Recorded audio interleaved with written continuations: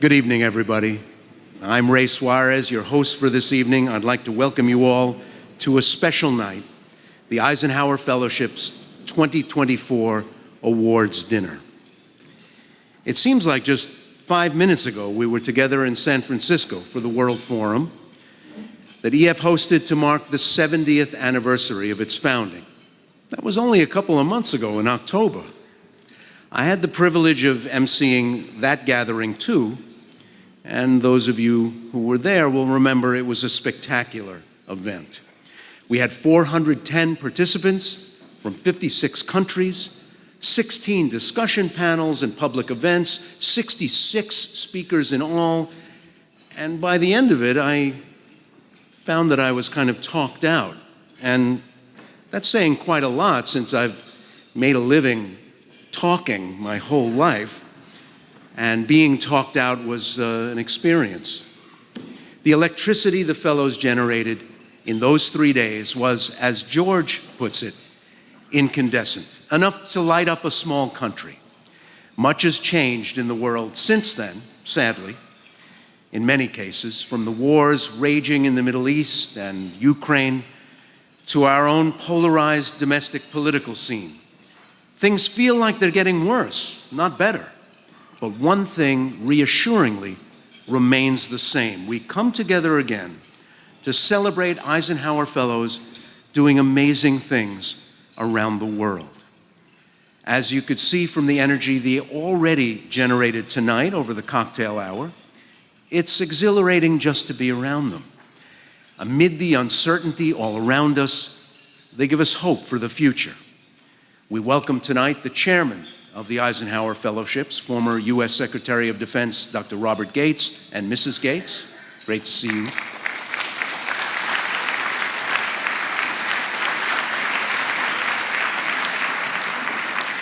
We welcome them and many, many other distinguished guests. We have an exciting program in store for you this evening, so let's get started. I'd like to welcome to the podium my friend of many decades, my colleague, George DeLama, President of the Eisenhower Fellowships.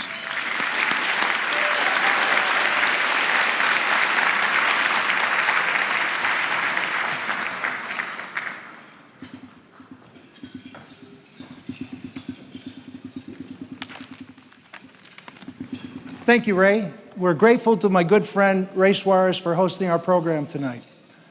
And some program we have in store for you. Before we start, I have to tell you, go grab a copy of Ray's new book, We Are Home, Becoming American in the 21st Century, an Oral History. It's a richly reported portrait of the new immigrants among us from across the globe, seeking the modern version of the American dream, their hopes and fears and challenges recounted in their own voices. An incredibly timely and terrific read by my Puerto Rican brother from another mother. Well done, my friend. Let's give him a hand. As Ray noted, America has grown more divided and the world has become a more dangerous place since we were last together. With vicious wars raging in Europe and the Middle East, tensions high in the Korean Peninsula and the South China Sea, and great powers vying for influence from Africa to Southwest Asia to Latin America. But through it all, Eisenhower Fellows never have stopped doing what they do. Tonight we celebrate our fellows and their inspiring impact around the world. We have with us this evening Eisenhower Fellows from 28 countries. You will hear from a number of them. Joining them are our 2023 Eisenhower Global Scholars, 4 exceptional American students who earned master's degrees in public policy and international relations last year from the Blavatnik School of Government at Oxford University of Oxford, and from IE University in Madrid. Also with us are the 4 Eisenhower Global Scholars we just selected for next year's class. I got to call them a couple weeks ago in California and give them the news. Let me tell you, that is by far the best part of my job. The Global Scholars Program is an exciting new dimension of our work to expose more young Americans to the world beyond our shores and extend the legacy of President Eisenhower to a new generation. Tonight, we recognize 2 extraordinary Eisenhower Fellows from Vietnam, leaders among our leaders in the world. You'll meet them a little later. All our fellows and global scholars are committed to President Dwight Eisenhower's vision of a world where dialogue leads to understanding, helping confrontation give way to cooperation. I'd like to ask All the Eisenhower Fellows and Global Scholars in the room to please stand. Not you, Bilge. Our Turkish fellow, Bilge Demirkaz, injured her knee a couple weeks ago in California, but bravely soldiered on and finished her fellowship. Let's give her and all our Eisenhower Fellows a big hand.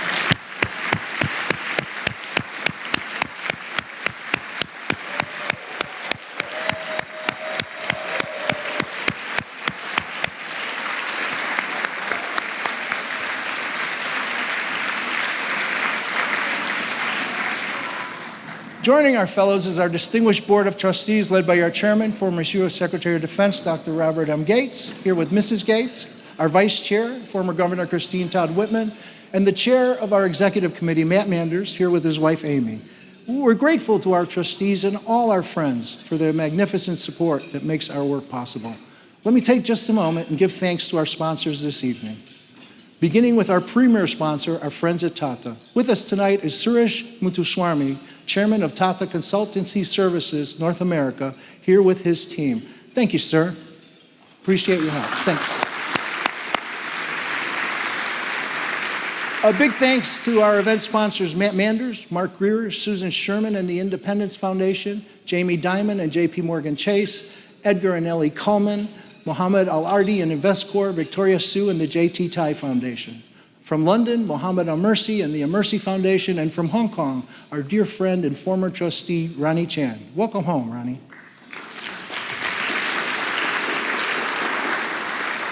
We deeply appreciate all of them and the other members of our President's Circle, our most generous supporters who are here tonight. Jim Hubby, Marcelo Echebarni, Scott Crockett, James Sternlicht, Jeff Singer, and Jim McCabe, son of one of the original founders of EF 70 years ago, who's here tonight with his lovely wife, Louise. The members of our President's Circle comprise a special roll of honor at EF. Each contributed more than $100,000 last year, some of them much more. We're profoundly grateful for their leadership, their generosity, and their example. Thank you.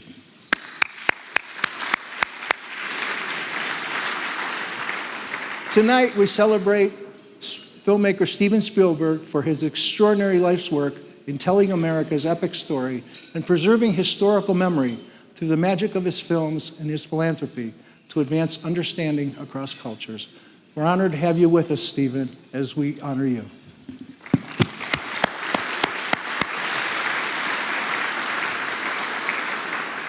Joining Steven tonight is his guest, Brian Roberts, the chairman and CEO of Comcast, which when I moved here from Chicago, I found out basically owns this city.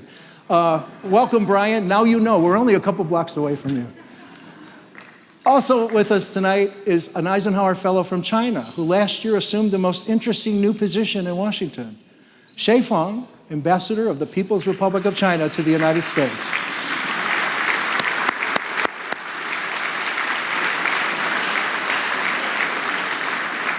And his wife, Ms. Wang Dong. Mr. Ambassador, welcome back to your Eisenhower Fellowship's global family.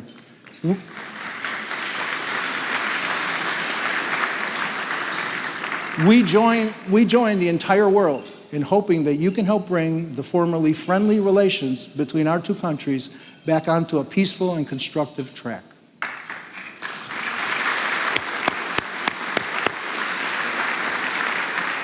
In addition to our fellow from China, the world of diplomacy is well represented tonight. From Vietnam, we have with us Ms.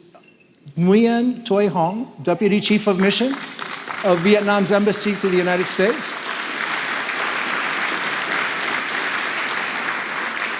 From Down Under, Australian Ambassador Rebecca Bryant, her country's Deputy Permanent Representative to the United Nations.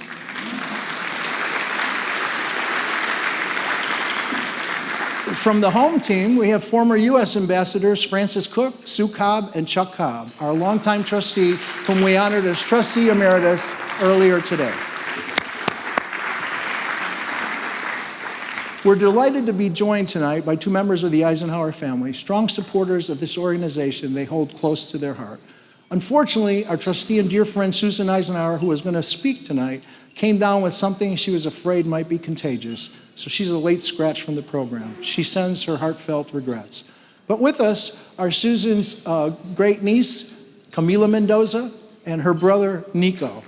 Nico is on the clock tonight. He is our very talented, fabulous young staff director of USA Fellowship Programs. Unfortunately, Susan's older brother, David, couldn't be here. Like Susan, David Eisenhower is a trustee and past Eisenhower Medal honoree. He's also a distinguished professor of the American presidency at Penn. But David's in France tonight, preparing for the celebrations of the upcoming 80th anniversary of D-Day, immortalized in Stephen's iconic film, Saving Private Ryan. Stephen, David greatly admires your work and wants you to know how deeply disappointed he is that he couldn't be here. He wanted to shake your hand and thank you for bringing what he sees as a new sense of seriousness to American filmmaking that, in his view, has changed the way Hollywood depicts the great sweep of history. I told him I would tell you that.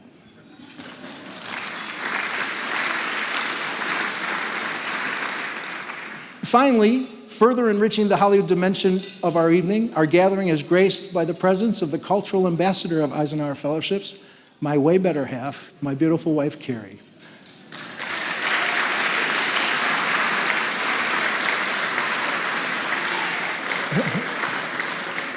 She just flew in from Chicago, where she's filming the hit FX Plus TV show, The Bear, that she produces. So Stephen, you're not the only Hollywood award winner here tonight. This year, Carrie and her colleagues on The Bear won 3 Golden Globe Awards, 5 Emmys, 6 Primetime Emmys, the Directors Guild of America Award, 4 Critics' Choice Awards, 3 Screen Actors Guild Awards, and just about every other television honor they were up for. I'm sworn to secrecy, but just between us, season 3 of The Bear is going to be dynamite. You can catch it streaming on Hulu next month. And if that's not keeping her busy enough, Carrie's also executive producer and unit production manager of a powerfully poignant new film, We Grown Now, the haunting story of 2 12-year-old boys trying to be normal kids amid the gun violence and despair all around them in the old Cabrini Green housing project in Chicago back in the murderous 1990s. The film premiered to critical acclaim at the Toronto and Chicago Film Festivals, was picked up by Sony Pictures, and now is in theaters around the country. So she's smoking. How am I doing, Carrie? I can't help it. I'm her PR guy. Sometimes we all have to sing for our supper. We're happy to see, it's really nice to see you, actually. And we're happy to see all our many, many friends here tonight. Too many to mention you all, but you know who you are. Tonight marks the busiest time of year for us. Tomorrow we send back home our amazing 2024 Global Fellows and 2023 USA Fellows who marked the formal end of their fellowship programs earlier today. Next month, we send to China our Zhixing China Fellows, 10 ascendant American leaders who will spend a month immersing themselves in Chinese society and culture.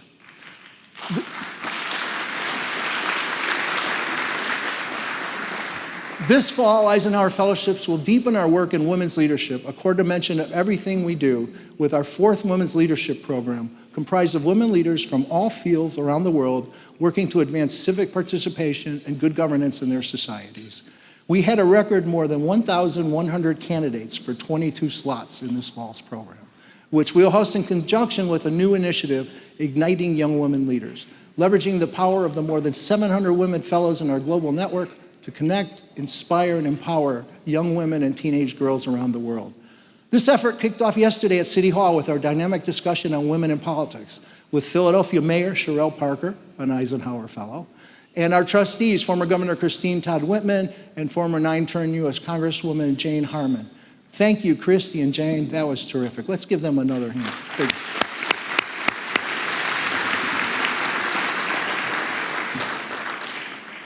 So we have an awful lot going on. In today's angry, anxious, and unstable world, the mission and core principles of Eisenhower Fellowships remain unchanged. They guide and illuminate our work as an independent, non-governmental, nonpartisan nonprofit. Eisenhower Fellows build bridges of understanding across borders and cultures, just as they have for more than 70 years now. That's what we do. That is who we are. This unique brand of citizen diplomacy that our fellows engage in across the world is more important and relevant now than ever. We deeply appreciate the support of our friends who make this possible. I want to thank you for your generosity and ask your help going forward. If you would like to invest in our fabulous fellows and global scholars and their work all over the world, please remember us in your giving this year. It's as simple as going to our website, www.efworld.org, and clicking on the donate button. You can do it right from your cell phone. maybe after you have another drink or two. Your investment in our future is indispensable to everything we do as we honor those leaders who inspire us to do more. Thank you very much.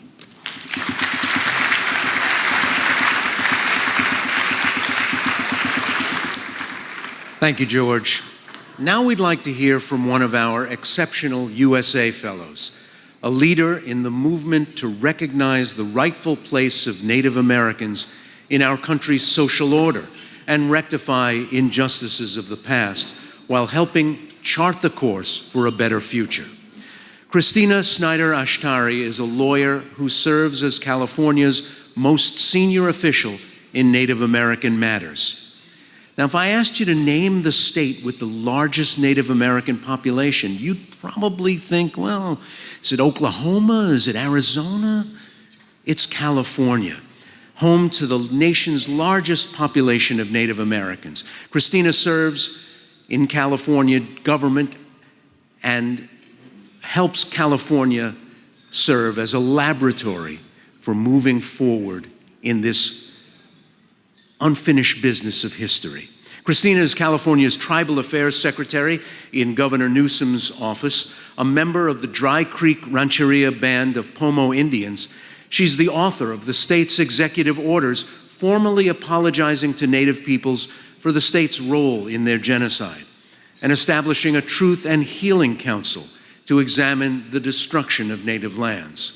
Christina traveled on her fellowship to New Zealand and Australia to study those nations' respective reconciliation efforts with their Maori and Aboriginal populations. She's returned home to apply what she learned in the service of her people. It gives me great pleasure to introduce Christina Snyder Ashtari.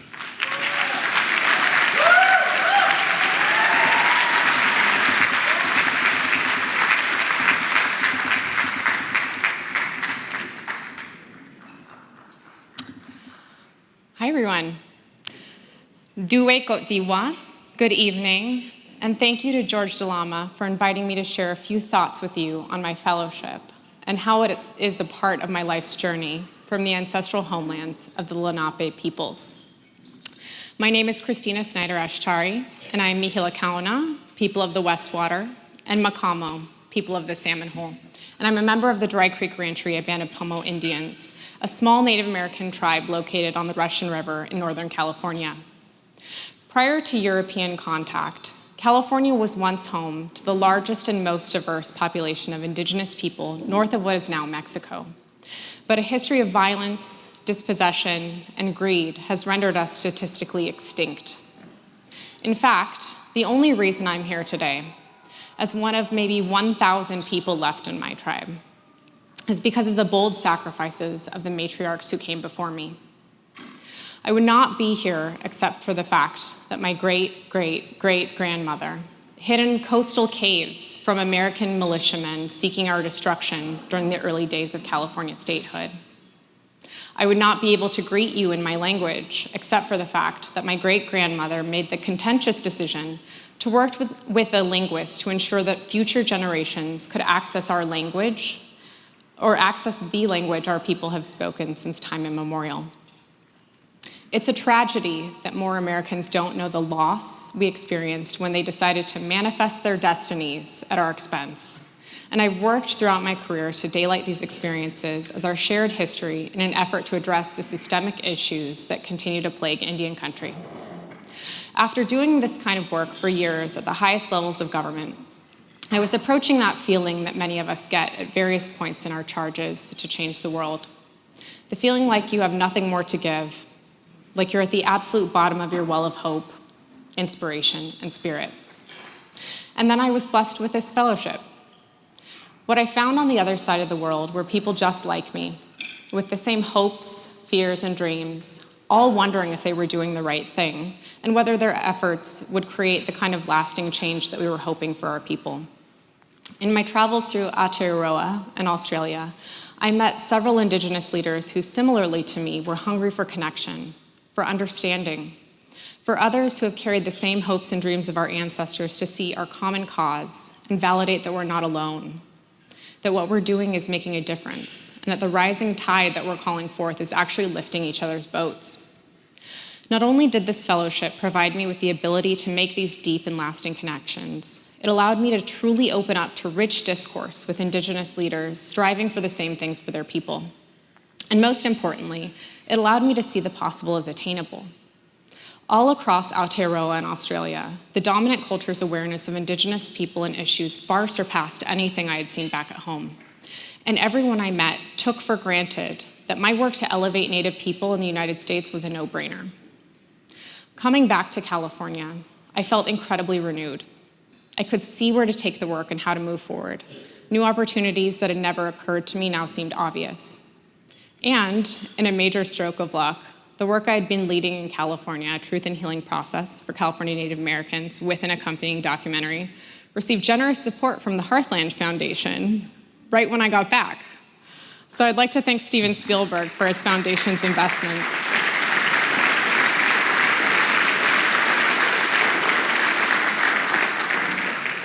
So I'd like to thank him for his investment in our truth-telling initiative in California. Even with this renewed outlook, and some very good momentum, coming back has not been easy. Seeing what we could achieve while confronting the reality of the widespread ignorance of Native people, issues, and history in this nation has been daunting.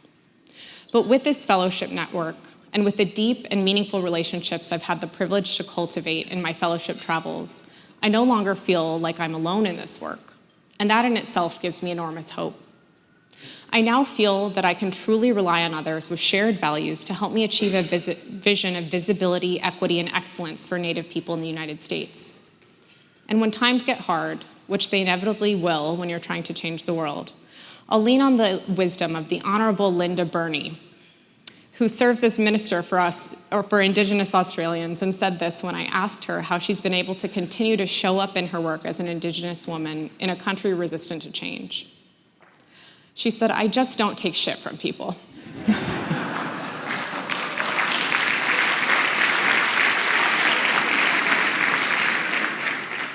I'm diplomatic, I'm graceful, and I'm fiercely determined. So in that spirit, I'll continue to fight the good fight with all of you as my allies. Thank you again for this opportunity, and I look forward to seeing what we can accomplish together.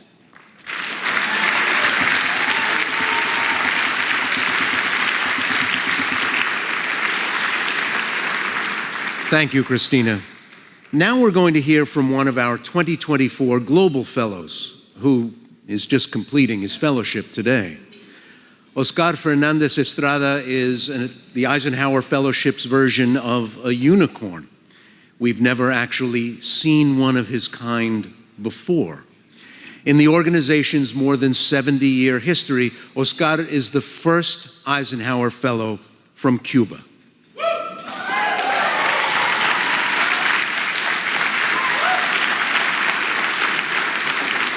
And as we now know, not the last. A former economics professor at the University of Havana and advisor to government entities overseeing Cuba's economic policy, Oscar left academia and his government work behind during the COVID pandemic to set out on a new path as an entrepreneur in Cuba's embryonic private sector, seizing the opportunity presented by government reforms that began to expand the limited space for private ownership of businesses.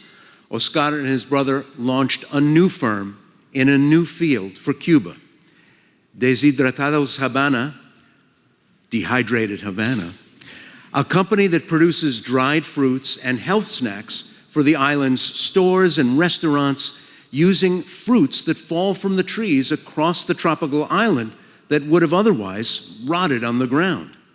Oscar now employs 21 people and hopes to be able to hire more. But from the beginning, his eyes were on a bigger prize, exporting his products to the United States. Talk about a revolutionary idea. Given the historic tensions between our two nations, on fellowship, Oscar explored what it might take for a privately owned Cuban company to successfully sell its products in the United States. His larger goal is to expand his business and serve as a model for other Cuban entrepreneurs to strengthen and eventually grow the nascent and fragile private sector on the communist island. Anyone who's met him wouldn't bet against him. I'd like to welcome to the podium Oscar Fernandez.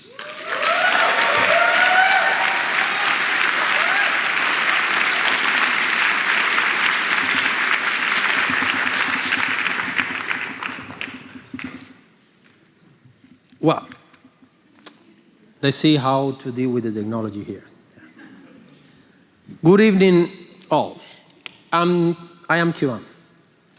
I carry with pride that heritage of sun, beach, music, but also kindness, generosity, rebellion, hard work, ingenuity. I am indigenous, I am Spanish, I am African, I am American, from the heart of the Americas. I carry on my blood the immeasurable boldness of our emigres and the stubborn resistance of those who clung to their little piece of land. I was born in the late 70s, so here I am, the older brother, according to my fellows. For many years, I have been obsessed with a single purpose in mind: how to help my loved ones, how, from my small universe, I can contribute to improving their life, the life of my family, of my friends, my neighbors, and all my fellow Cubans. I dedicated many years of my life to teaching younger generations as a professor of the University of Havana, but my desire for independence prompted me to change course, and without really knowing how to do it, I decided to start a business of my own. In 2021, taking advantage of a historic change promoted by the Cuban government, I decided, together with my brother and my wife, to create our own private company for the production of dehydrated foods. And a year later, we became the first Cuban company to export snacks from dehydrated fruits. Now, I no longer teach classes. I am now a private entrepreneur's apprentice. I am one of those almost 12,000 of small private companies that try to build a new path forward in Cuba. Despite the hostile circumstances that we face every day from both shores, we dream of a different country that provides solutions to the shortcomings it faces, and country that builds a future of prosperity. Then one moment, while I was full of ambitions and dreams to fulfill, some divine being placed before me this possibility of the Eisenhower Fellowship. And my dreams flew even further, because this program can be defined with a single thought. It is a magnificent bridge. The coincidences of life brought me to this city, where I met an icon of my adolescence. Years ago, with the music of Boyz II Men, I learned my first words in English in the 90s. I arrived in this country 38 days ago. I have lived incredible stories, visited 9 cities, and traveled more than 7,000 miles across the US. Some by plane, but others on the Amtrak train. I also rode the San Francisco cable car, captained a yacht for 30 minutes in Miami, weaved through traffic on a bicycle rented from a bike share in Washington, D.C., drove a Tesla at over 110 miles per hour, and nearly rode a wild bull like a good cowboy on California ranch. But that's a story for another time, yeah. I met with many people, federal and state officials, businessmen, politicians of various tendencies, journalists, historians, bankers, social activists, entrepreneurs, I visited universities, shared a talk about the Cuban economy with American students. I reconnected with a friend in Florida that I hadn't seen in 30 years. I enjoyed the hospitality of a special dinner at the home of a wealthy family, and I learned it from Mexican farm workers in California. One dream I didn't get to live. I hoped to throw out the first ball of a Chicago Cubs game at Wrigley Field. Again, they didn't win due to the absence of Cubans on their roster. I have shared all these stories with 20 other wonderful people from all corners of the world who join me here today. I'm sure many of us are going to mourn this farewell. We have laughed, we have danced, we have dreamed, and we have done many other things that I'd rather not talk about here. But most importantly, we have been inoculated with the power, solidarity, simplicity, and thirst of wisdom of all these people who make up one of the most prestigious networks in the world, the Eisenhower Fellowship Global Network. I returned to my Cuba with a pocket full of powerful ideas. But there is one which is at the heart of this program and that stands out above the others: peace. Peace has to be the most important of all ambitions. This is Thank you.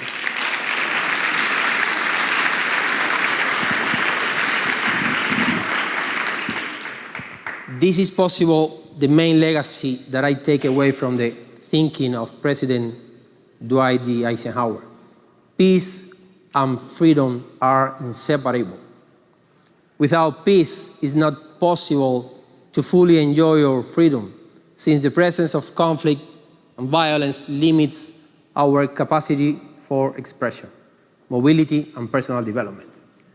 But as Eisenhower himself pointed out, peace cannot be maintained without justice. To achieve a peaceful and harmonious world, there needs to be balanced and fair treatment for all individuals. In his words, there is no problem that cannot be solved if people work together and commit to a common goal.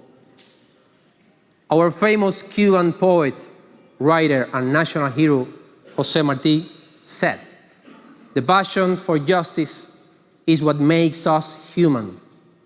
Tolerance is the key that unlocks the doors to understanding." Thanks to Eisenhower Fellowship for helping us build that understanding.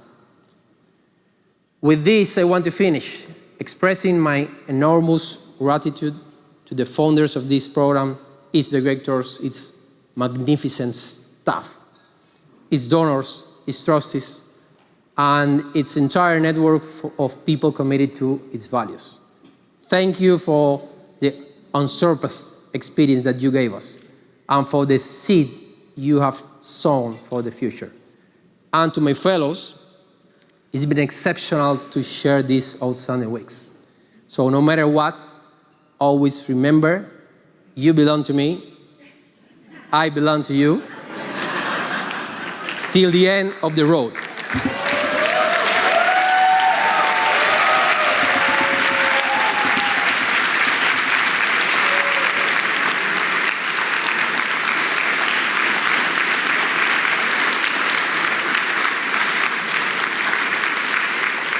Thanks again to Oscar and Christina. Since we were last together in Philadelphia last spring, we've lost a number of members of the Eisenhower Fellowship's close-knit global family. Please join us in respectful silence as we remember those friends who no longer are with us.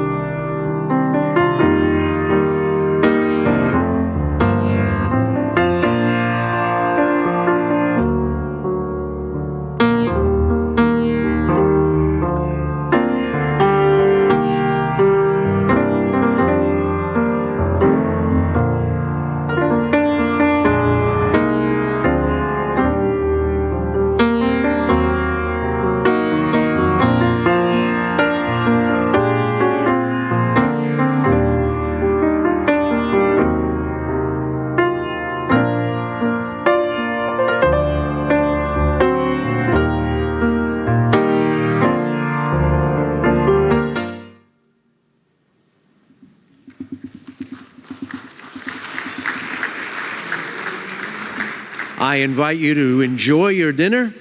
We'll be back with you in just a little while. Thank you. We're going to continue with the program now. If I could have your attention, please.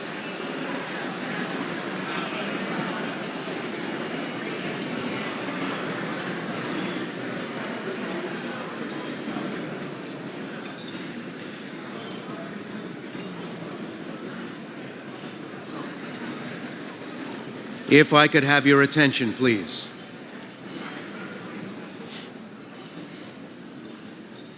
We now turn to our first award of the evening. The Distinguished Fellow Award is based on outstanding personal achievement and significant contributions to the Eisenhower Fellowship's global network. Tonight, we honor two exceptional fellows who come to us from Vietnam, a former American enemy in war, now home to one of the most robust and dynamic chapters of Eisenhower Fellows. Tonight's honorees are prominent leaders deeply dedicated to Eisenhower Fellowships who've distinguished themselves through their professional achievements, their lives of public service, and their leadership within the EF global community. Tin Hu Mai is a successful private business leader, twice elected to the National Assembly despite belonging to no political party, deeply engaged with Eisenhower Fellows around the world. His father was an officer in the defeated South Vietnamese army who was arrested and sent to a re-education camp after the fall of Saigon ended the war with the U.S. in April 1975. Tin was a boy then. His family was split up, but he grew up to be an extraordinary leader whose company's investments have helped employ hundreds of his compatriots. Like Tin, Thao Nguyen Griffiths has made it her life's mission to give back to her nation while building bridges of understanding to the United States and to other countries in the region. Thao is the public policy head for MEDA in Vietnam, Laos, Cambodia, and Myanmar. She rose to national and international prominence as the country director for the Vietnam Veterans of America Foundation, an American NGO, where she focused on the deadly issue of unexploded landmines and people-to-people diplomacy between her nation and the United States. You might remember seeing Thao on TV, sharing a meal with the late Anthony Bourdain, who met with her on one of his visits to Vietnam. And later, she met President Obama on his trip to Vietnam. As the first two heads of EF's fabulous fellow chapters in Vietnam, Tin and Thao have built a formidable foundation for EF's work in Vietnam, recruiting and sending to the U.S. consistently outstanding fellows. I'd like to call up to the podium Tin and Thao and Eisenhower Fellowship's chairman, former U.S. Secretary of Defense Robert Gates, for the presentation of the 2024 Distinguished Fellow Award.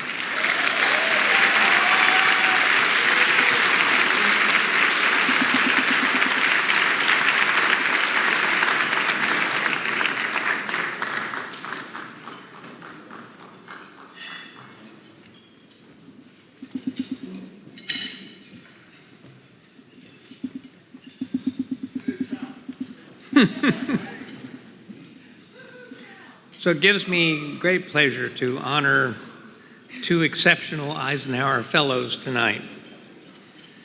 Tin Hu Mai and Thao Nguyen Griffiths are deeply engaged, professionally successful Eisenhower Fellows whose inspired leadership has helped make the Vietnam chapter of Fellows one of the most robust and dynamic in the entire EF global network.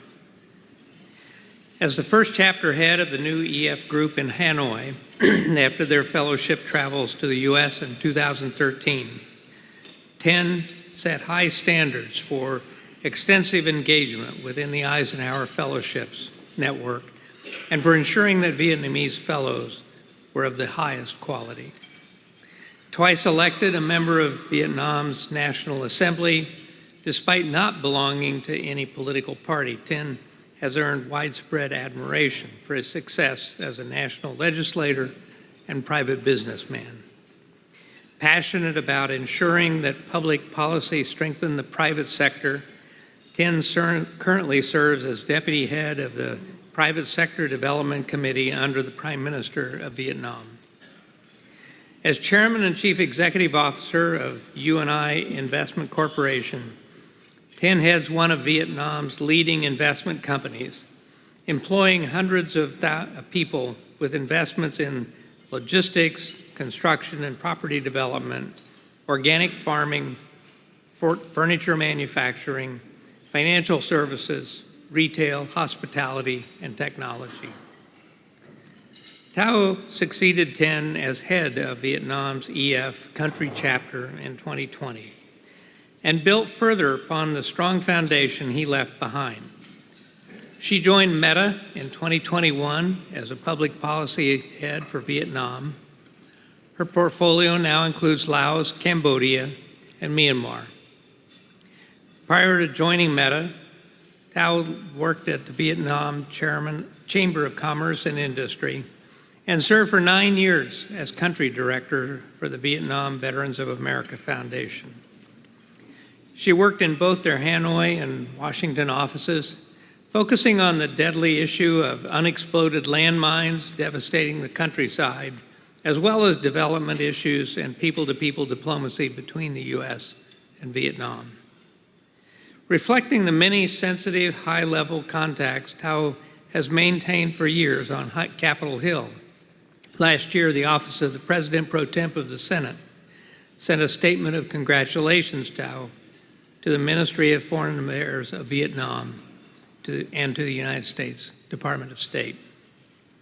A former Fulbright scholars, Thao and a group of Vietnamese expatriates subsequently were recognized by the President of Vietnam for their contributions to Vietnam and its diaspora.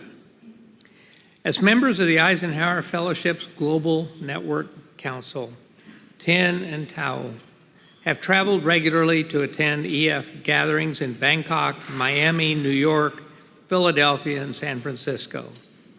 At home, they organized productive high-level meetings with senior government officials for visiting EF trustees and for George and Carrie when they were in Vietnam. Given the tragic history between the United States and Vietnam, being able to honor Tin and Thao is especially moving to me. This recognition is in keeping with the ethos and work of Eisenhower Fellowships that has helped bring our two countries' former enemies together. For their dedication and exemplary engagement within Eisenhower Fellowships, their exceptional leadership of the Vietnamese chapter of Fellows, and their outstanding professional accomplishments, I am proud to present Tin Hu Mai and Thao Nguyen Griffiths the 2024 Distinguished Fellow Award.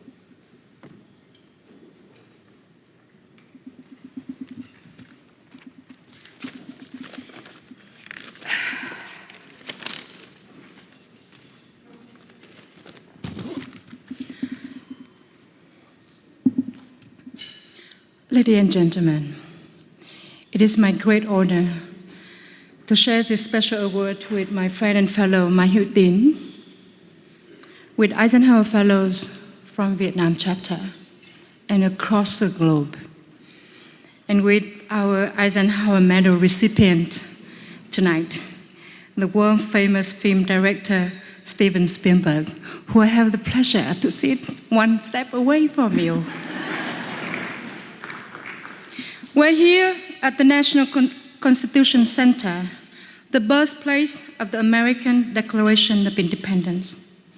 Last night, David Rubenstein reminded us that the American greatest document, the Declaration of Independence, was inspired by the Magna Carta. What you may not know is in 1945, our founding father Ho Chi Minh wrote Vietnam's Declaration of Independence, which began with: tất cả mọi người, không ai có thể sinh ra đều có quyền bình đẳng, tạo hóa cho họ những quyền không ai có thể xâm phạm được. Trong những quyền ấy, có quyền được sống, quyền tự do và quyền mưu cầu hạnh phúc. Which literally translates to: we hold these truths to be self-evident, that all men are created equal, and that they are endowed by their Creator with a certain unalienable right, that among these are life, liberty, and the pursuit of happiness.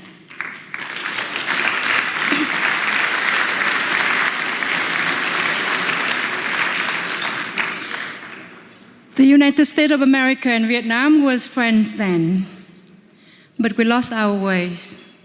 And for the following 50 years, from 1945 to 1995, the people of both countries suffered terribly, including my family and my Hieu Tin's family. Yet, as me standing before you tonight, right here, right now, illustrates that we found each other again. I was born and raised in a small village on the northernmost mountains region of Vietnam, right on the border with China, only 13 miles from the border. Throughout my childhood, I grew up during the time of the border US-China war. I spent many days of my life in caves. At the age of 26, I was so fortunate to receive the Fulbright Scholarship that launched me on a path of working for reconciliation between the United States of America and Vietnam, a path that has led to two former enemies to work together to address the lasting consequences of war. Like I just said to Brian and to Stephen, that there's so many issues left behind by the Americans from that horrible war. And these are Agent Orange, unexploded ordnance and landmines, people with PTSDs,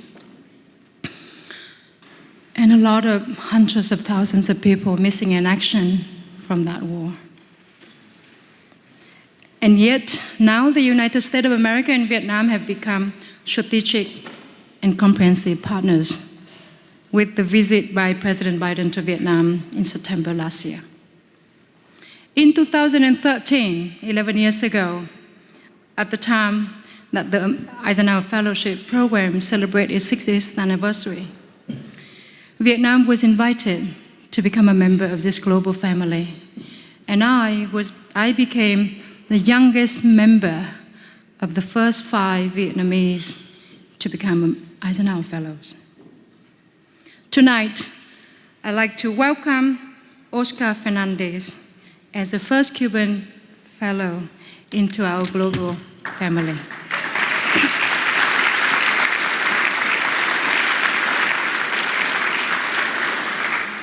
I told Rick and Oscar that the Vietnamese chapter would like to adopt them as the sisters and brothers in arms.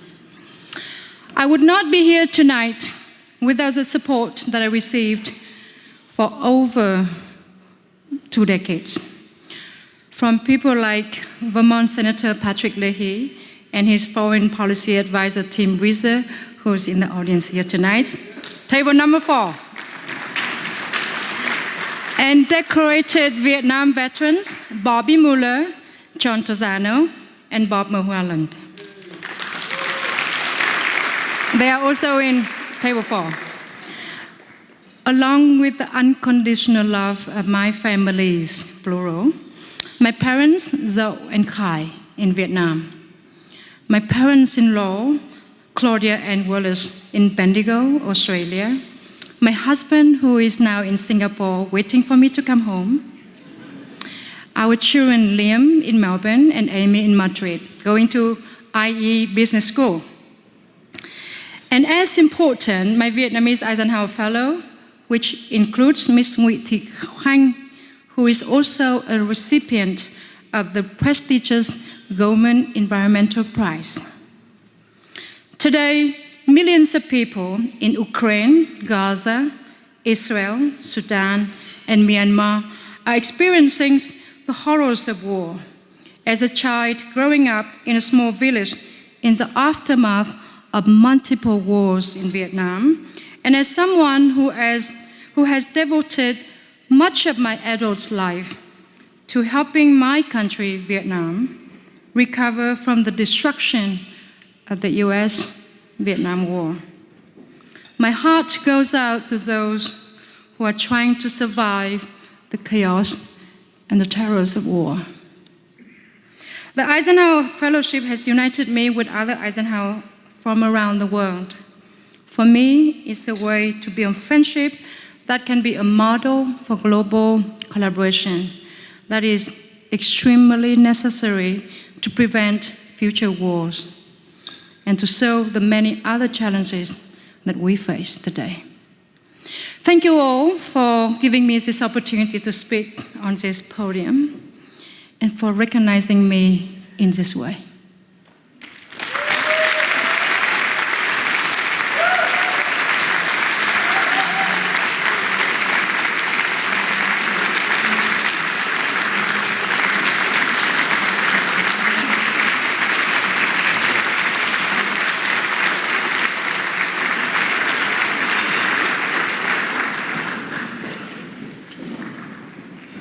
Good evening, everyone. I was still moved. Actually, I'm still moved by the speech of Oscar earlier. And as a businessman, I did some quick calculations. I started to ship my first box of cashew nuts to the US in 1998. And in 2013, I got my fellowship. It took us 15 years to do so. He started in 2021. He's here today, 3 years. We are making a lot of progress. Well, thank you, Thao, for a wonderful acceptance speech, and she speaks for me too. When she and I arrived in the US in September 2013 to start our fellowship, little did I know that the fellowship would change my life forever. In this very place of the US National Constitution Center, I had the chance of a lifetime to study in depth the birth of and the philosophy behind the US Constitution. When I returned to Vietnam after the fellowship, as a member of the National Assembly at that time, I cast the most important vote of my life so far to amend the Constitution of my own country. Can you believe it or not?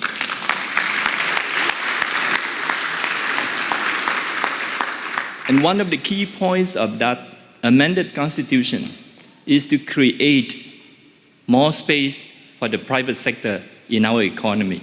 Wonderful. The idea of a world more peaceful, prosperous, and just, however, has stayed with me ever since, pushing me to work harder every day for my fellow Vietnamese, for fellow human beings. And so in August 2017, after 2 terms as a non-party member of the National Assembly of Vietnam, I took on the job of president of the World Vô Vietnam Federation, the global organization of Vietnamese martial arts.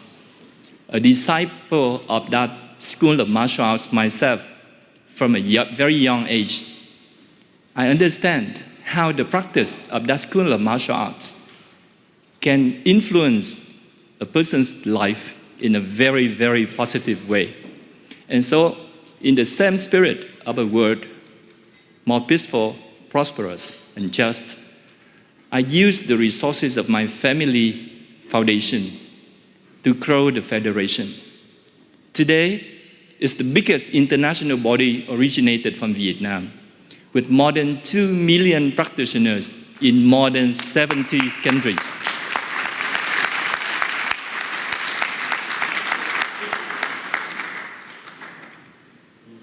Well, I have come a long way, and I have enjoyed so much. I think I have a duty to pay back and pay forward.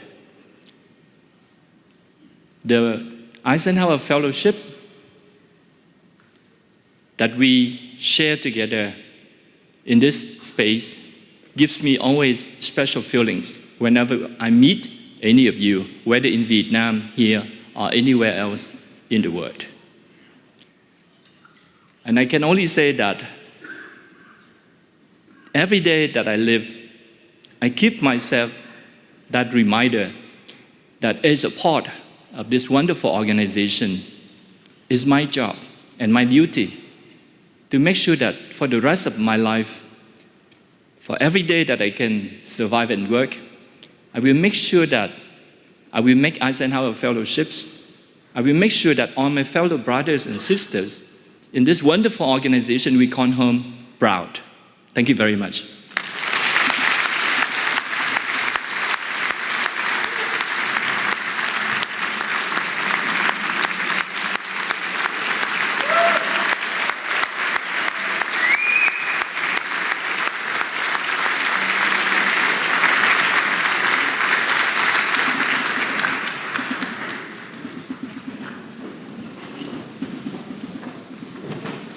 Thank you, Tin and Tao. Now we come to the presentation of the 2024 Dwight D. Eisenhower Medal for Leadership and Service. So let me introduce you, or more appropriately, reintroduce you to the creative artistry of the man we're honoring this evening. Sit back and remember.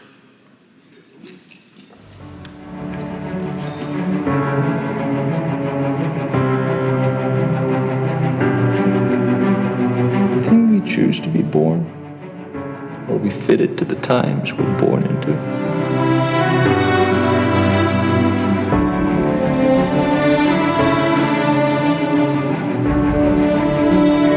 What secrets do you hold? What's in those jars? Dreams.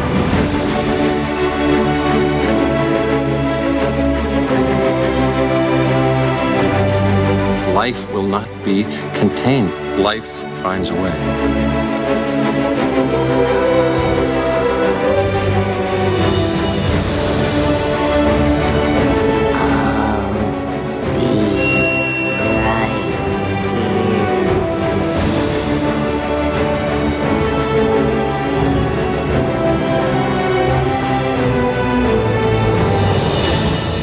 Movies are dreams, darling, but you never forget. You know how to fly, don't you? No. I like Ike. Stop chasing me. I can't stop.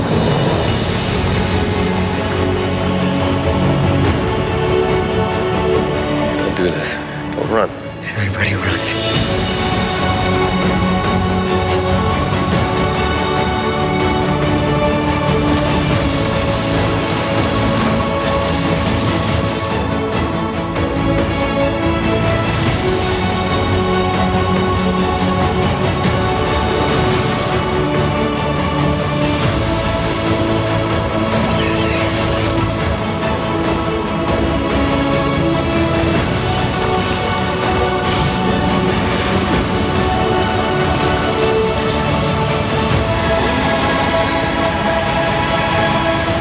You're gonna need a bigger boat.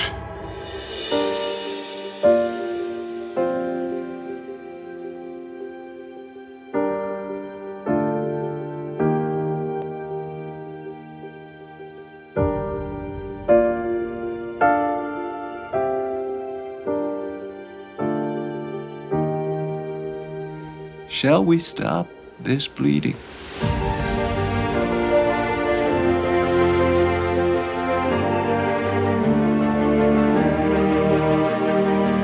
We have to be the check on their power. If we don't hold them accountable, I mean, my God, who will?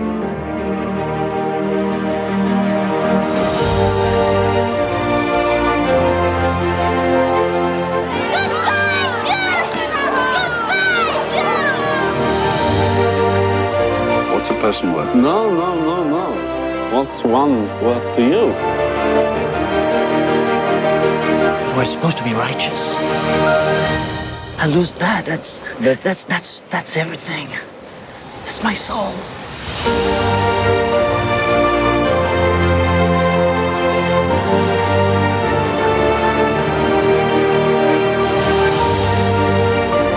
Earn this.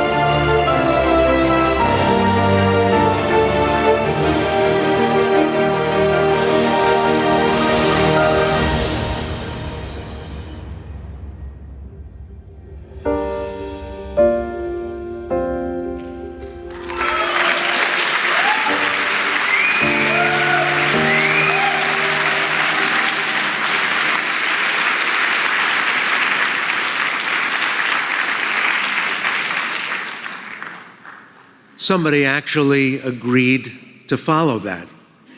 It's Secretary Gates. Come on back to the podium.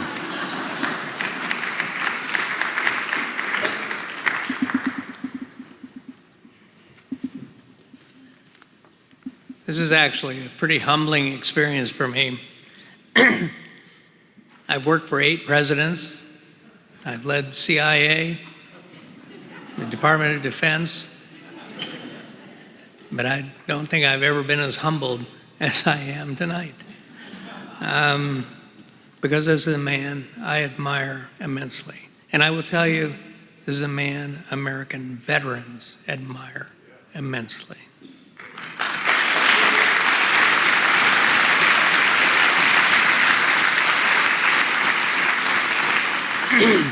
For more than 3 decades, the Eisenhower Fellowship's Board of Trustees has awarded the annual Dwight D. Eisenhower Medal for Distinguished Leadership and Service to prominent global leaders who exemplify President Eisenhower's commitment to peace, prosperity, and enhancing international understanding. Few people embody President Eisenhower's ideals in their life's work more than Steven Spielberg. He has used the magic of movies to present the face of an open-hearted America to the world, helping build bridges of trust and understanding across borders and cultures. Many of his iconic films and creative productions resonate with their relevance to the namesake of our organization, Dwight D. Eisenhower. Saving Private Ryan, taking the world to the D-Day invasion of Normandy that General Eisenhower commanded. Band of Brothers, the Stephen Ambrose tale of the inspiring story of grit and sacrifice of the 101st Airborne Division from Normandy to the Battle of the Bulge in Normandy and the eventual conquest of Germany under Ike's supreme command. Masters of the Air, the harrowing tale of the courageous pilots and crews of the 100th Bomb Group of the 8th Army Air Force, based in wartime England under Eisenhower's command. Schindler's List, about the horror of the Nazi death camps that Eisenhower's forces liberated, and Eisenhower insisted on bringing the media to see to make sure that nobody ever forgot what actually really happened during the Holocaust.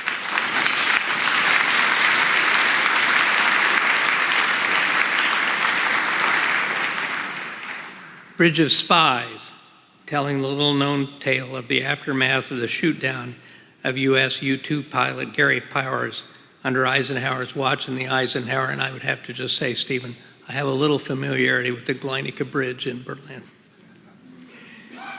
Many of his other films also link us to him less directly in their powerful depictions of the burdens of leadership and moral struggles with which Eisenhower wrestled, from Lincoln and Munich to Armistead and the color purple.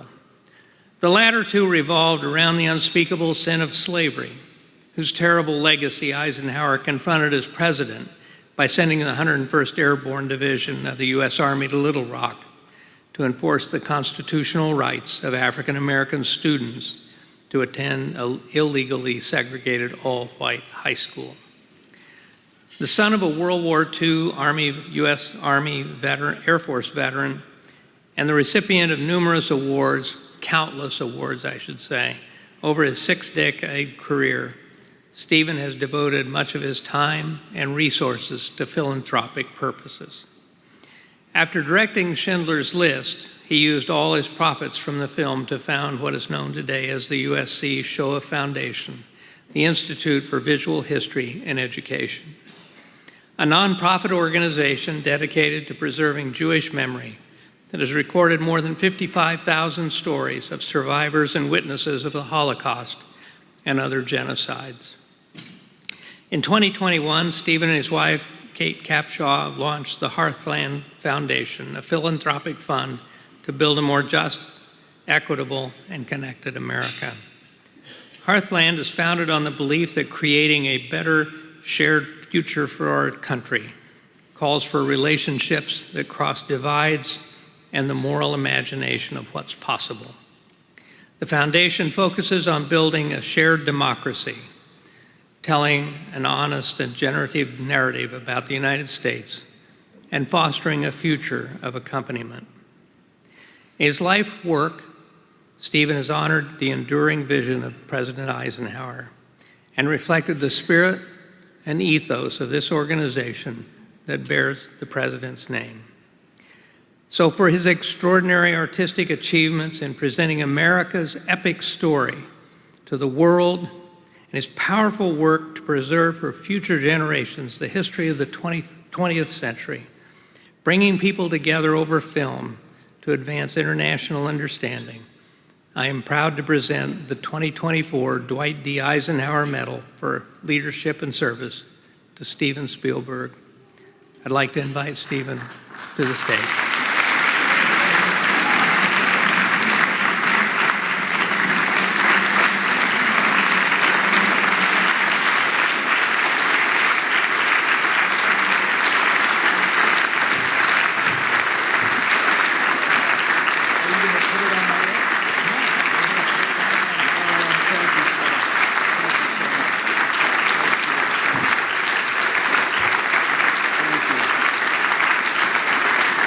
Thank you. That's nice. Thank you. Thank you so much. That was beautiful. I wonder if I could shower with this. It's beautiful. Thank you, Dr. Gates and George DeLama and everyone at the Eisenhower Fellowship. I've lost my voice talking to so many of you tonight. Forgive me. I'm deeply honored to be with you all and with the remarkable past and present Eisenhower Fellows who are in attendance. I can't think of any event I've attended that's brought together so much of what's important to me personally, starting with leadership and service, as embodied by Dwight D. Eisenhower, a leader of soldiers and citizens in war and in peace. And then there's this organization's commitment to creating a world more peaceful, prosperous, and just, which speaks to a faith in human progress that I share. And that we're gathered tonight at the Constitution Center is meaningful because my generation, the baby boomers, we were raised to embrace the U.S. Constitution. And finally, we're in Philadelphia, where American democracy was transformed from a multitude of dreams into an enduring system of government based on the rule of law. And that is a lot of stories packed into one night. But telling stories is what I love, I get to do. And I consider myself very lucky that my job allows me to explore my obsessions.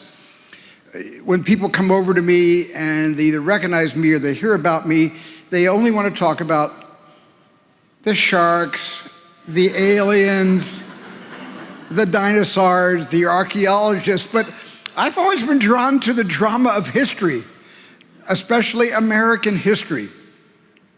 I'm fascinated and profoundly moved by accounts of people who have fought to preserve liberty and equality.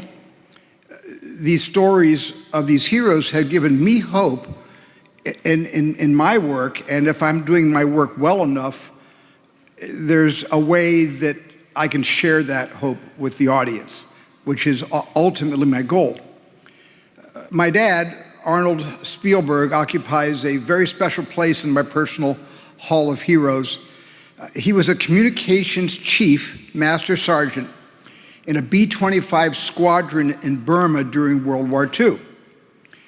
Dad was a gentle, humble man, and his stories about his service shaped me and never left me. My dad taught me by example that there's no greater reward than knowing that you've been of service. And I learned from him that true patriotism is the joy of being able to give something of yourself in return for all that you've been given. And since gratitude is the basis of patriotism, then self-awareness, not selfishness, is a main requirement of citizenship. And my mom and dad were first-generation Americans and children of Jewish immigrants, and all their lives, my mom and dad and my grandparents were aware of how much they owed to the blessings of American citizenship.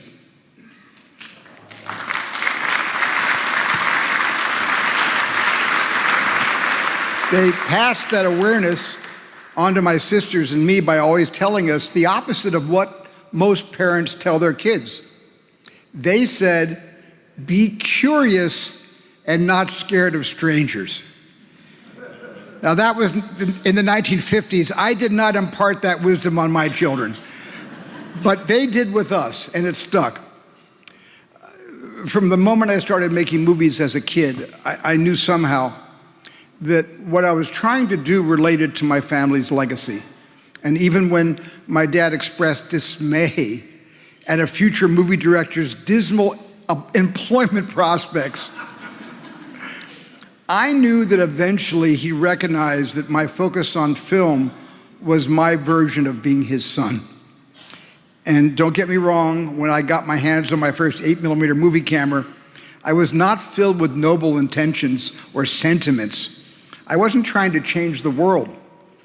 I had found what my dad had first called a hobby was a hobby I guess got wildly out of control because I made all kinds of movies as a kid.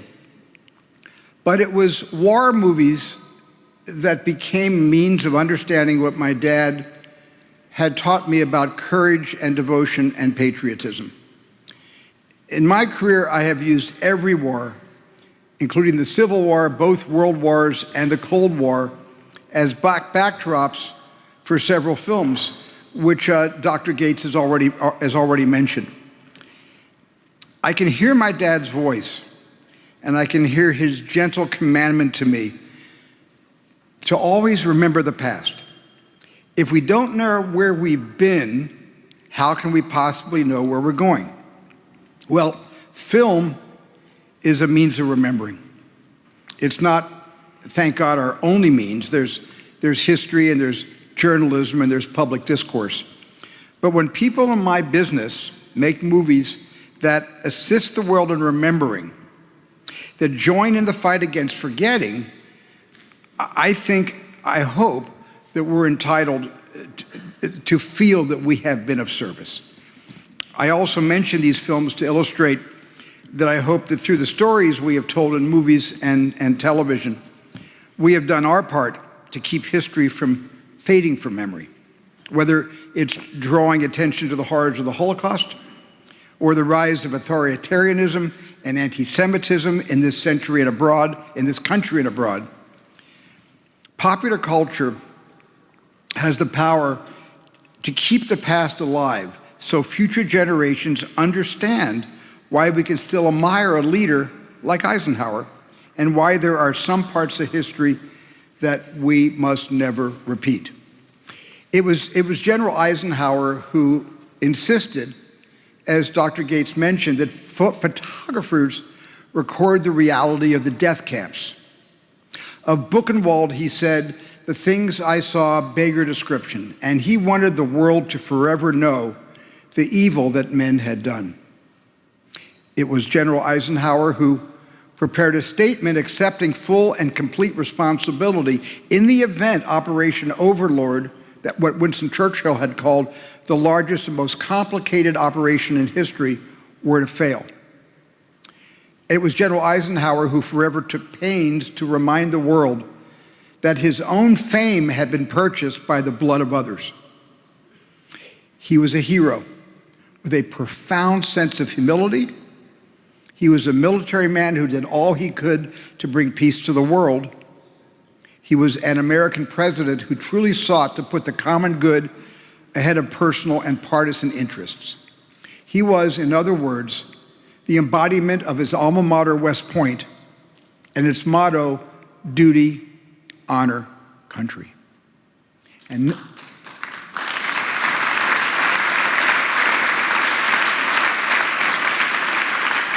next month, we celebrate the 80th anniversary of those landing on the beaches at Normandy.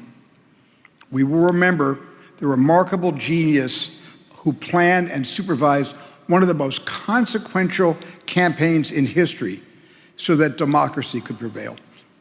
And we will appreciate his service and be reminded that there is nothing more human than to be of service to others. We will remember that greatness is attainable through sacrifice, bravery, courage, and humanity. And we will remember what we have in common is much stronger than what tears us apart. And I will always remember this night, cherish this award, and appreciate the kindness you have shown to Master Sergeant Arnold Spielberg's son. Thank you very much. Thank you.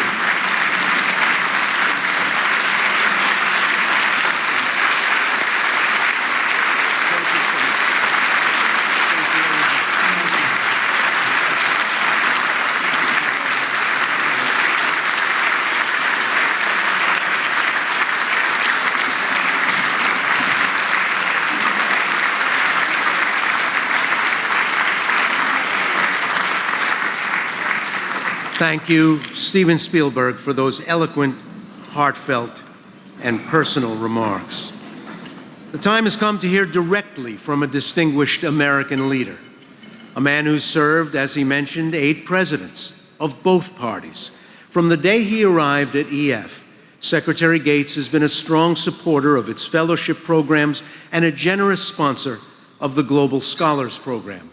Over the years, he's met with Eisenhower Fellows on his travels in London, New Delhi, Singapore, and San Francisco, something, by the way, he thoroughly enjoyed. Now we'd like to hear from him, the chairman of the Eisenhower Fellowships, Dr. Robert M. Gates.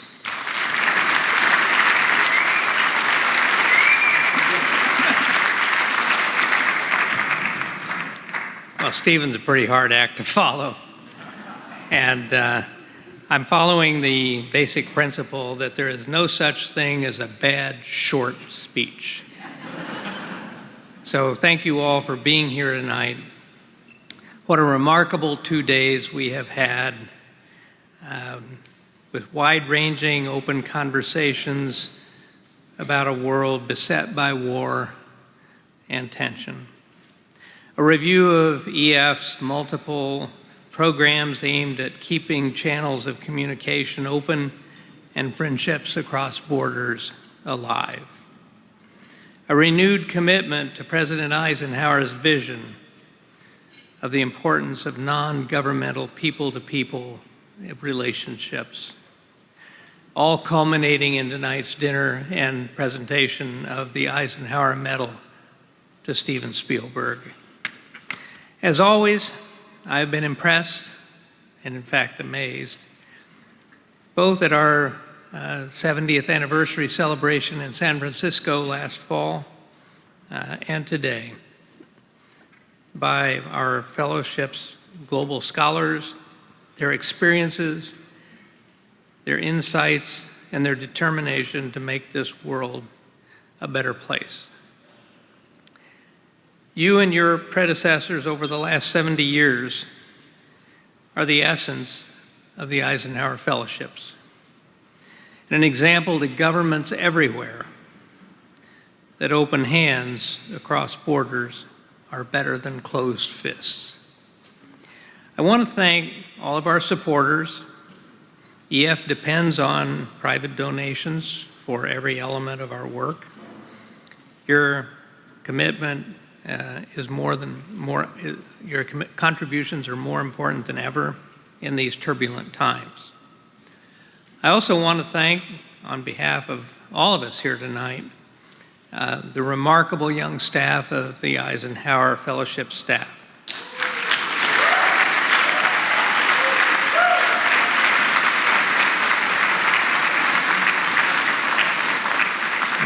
They have been running a marathon for many months. And finally, as we shortly conclude this evening in our 2024 meeting, I hope we will all depart newly inspired by our Eisenhower Fellows and scholars and recommitted to this remarkable program and the enduring legacy and tribute to Dwight D. Eisenhower. Thank you all very much for being here.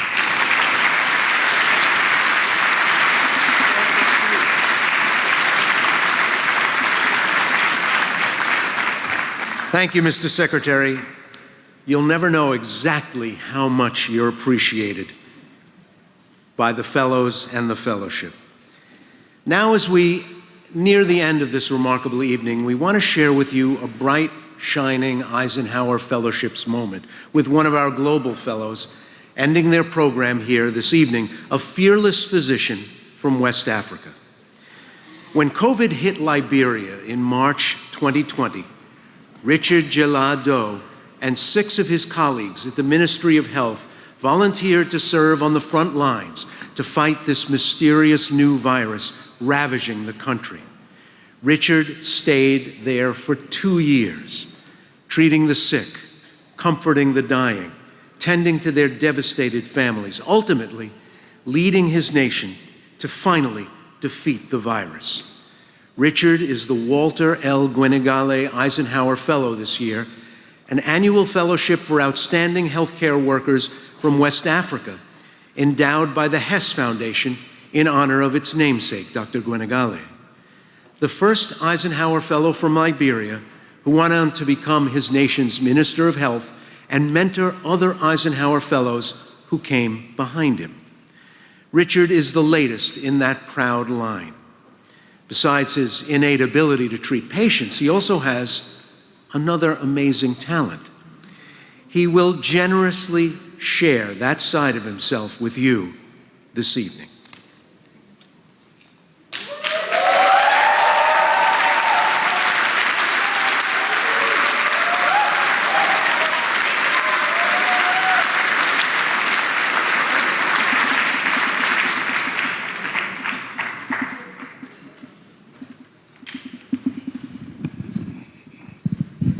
Good evening, everyone. During the opening session, Erin said we were all going to do self-introduction, and she said each person had 4 minutes, but you don't know which order it's going to go in. In those 4 minutes, you had to do 3 things. Tell everyone about what your role is back home, talk about what your project is, and give a fun fact about yourself. When I came up, dealt with the first 2, and I was like, for the fun fact, I have 2. I'm going to tell you one, and I'm going to show you one. And the first one I said was, coffee and energy drink make me tired and sleepy. And everyone laughed. And then I started to sing. George came up to me during the break, and he's like, you have no idea what you just put yourself in. Well, I think now, here it is. So I was tasked with coming up with a theme song for our cohort, and we made that a group decision because that's a family that I found. And the family decided that we're gonna do a timeless classic that emphasizes solidarity, support, and standing together in times of adversity. Now, all of those things emphasize what the Eisenhower Fellowship has done for us. In this world right now with so much chaos, it has brought us together and shown us that even though you see all of these negativities, we still have people in different parts of the world that are doing amazing things. And if we take the time to come together, we can do even more. So I'm gonna do the song, Stand By Me.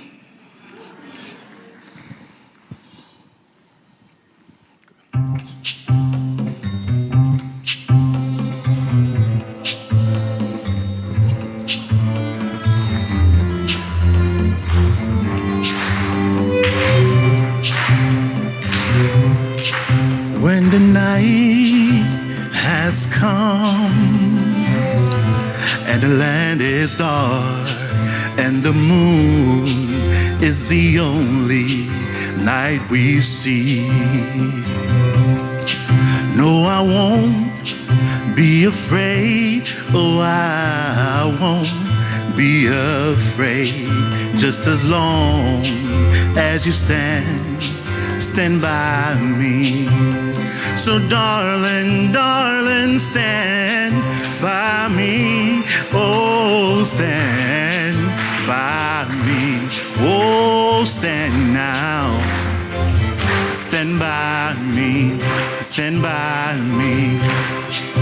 If the sky that we look upon should tumble and fall, or the mountains should crumble to the sea, I won't cry, I won't cry, no, I won't shed a tear, just as long as you stand by me. And darling, darling, stand by me. Oh, stand by me. Oh, stand now. Stand by me. Stand by me.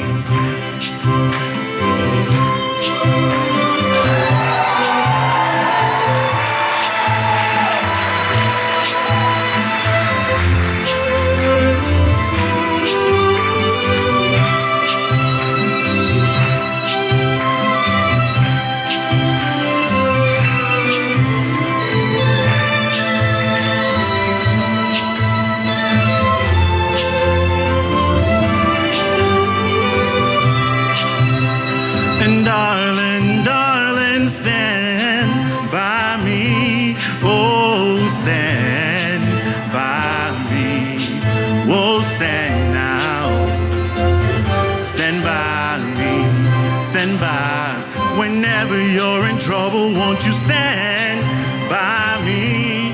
Oh, stand by me.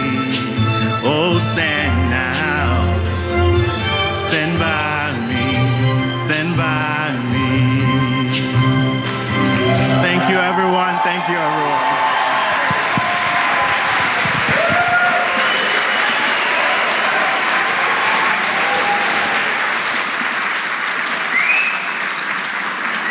Dr. Richard Doe, everybody.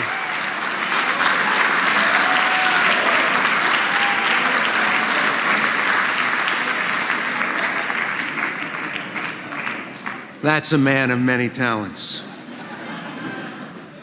Before we go, I'd like to remind you again that if you support the work you've seen here this evening and want to add your own resources, please just go on the Eisenhower Fellowship's website and hit the donate button, or while you're sitting right there, just aim your telephones. Where's the barcode?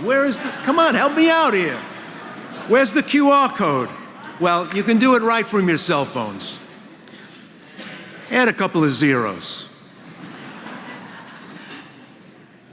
Before we go, let's take a moment to recognize the dedicated staff of Eisenhower Fellowships who've worked so hard.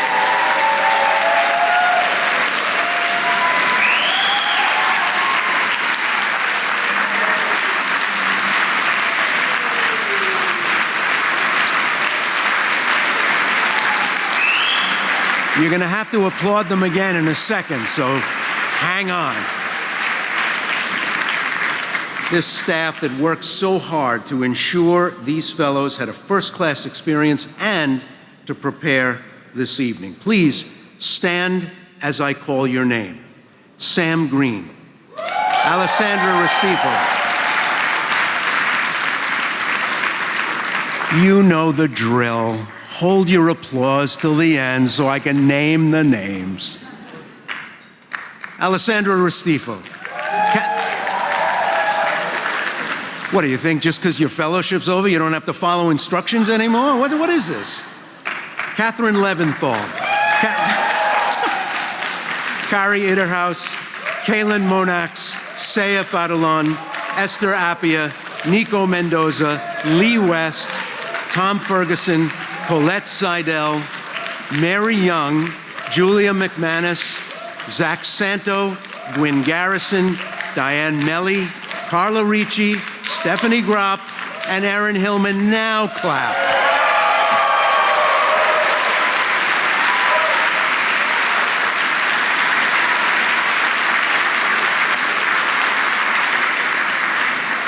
That brings an end to our program this evening.